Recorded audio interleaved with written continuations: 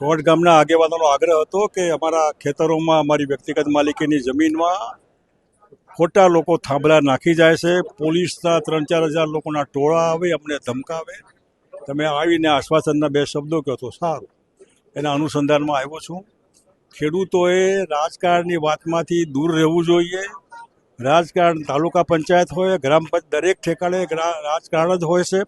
રાજકારણની મહેરબાનીથી જ આ બધી તકલીફ થઈ છે. એ તકલીફના લીધે બીજી વાત મેં સાંભળી.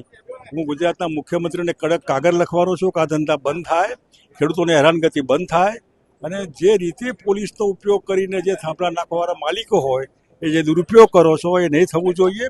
એના અનુસંધાનમાં ગુજરાતના ખેડૂતોને કહીશ કે હિંમતથી આગળ વધો અને ભવિષ્યમાં સરકારની સામે લડવાની વાત કરો. રાજકારણ બાજુ પર મૂકો, તમારું રાજકારણ જ્યાં હોય ત્યાં, પણ આ બધું પોલિટિક્સ જ છે. કોઈ જાતની સરકારની મહેરબાની વગર હિંમતથી કરો. એ સરકાર તમારું ન માને તો કાઢો એમને ભેગા થઈને બધાને.